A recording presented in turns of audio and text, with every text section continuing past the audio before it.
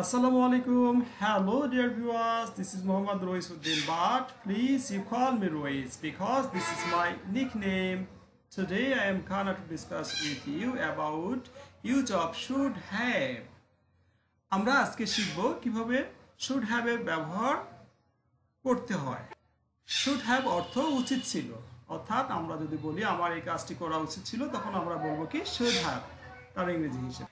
এখানে দেখা যাচ্ছে কিছু বাক্য আমি লিখে রেখেছি তোমাদের জন্য অতিরিক্ত প্র্যাকটিসের জন্য। ইংরেজি মূলত প্র্যাকটিসের বিষয়, যে যত প্র্যাকটিস করবে তার তত বিষয়টা ইজি হবে, ফের জড়তা কেটে যাবে।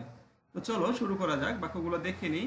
আই শুড হ্যাভ ডান, আমার পড়া উচিত ছিল। আই শুড হ্যাভ গন, আমার যাওয়া উচিত ছিল। আই শুড হ্যাভ কাম, আমার আসা উচিত ছিল। আই শুড হ্যাভ ওয়ার্ক, আমার কাজ করা উচিত ছিল। আই শুড হ্যাভ হেল্প, আমার সাহায্য করা উচিত ছিল। আই শুড হ্যাভ টক, আমার কথা বলা উচিত ছিল। আমার বানানো উচিত ছিল।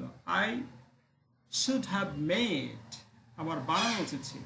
ওকে, আই শুড হ্যাভ কল্ড, আমার কথা বলা উচিত ছিল। আরো কিছু বাক্য তোমাদের জন্য রেডি করেছি, দেখো। আই শুড হ্যাভ ইনফর্ম, আমার জানানো উচিত ছিল। আই শুড হ্যাভ লাভ, আমার ভালোবাসা উচিত ছিল। আই শুড হ্যাভ রিটেন, আমার লেখা উচিত ছিল। আই শুড হ্যাভ কুকড, আমার রান্না করা উচিত ছিল। আই শুড হ্যাভ সেড, আমার বলা উচিত ছিল। I should have watched, আমার দেখা উচিত ছিল। I should have learned, আমার শেখা উচিত ছিল। I should have complete, আমার শেষ করা উচিত ছিল। I should have given, আমার দেওয়া উচিত ছিল।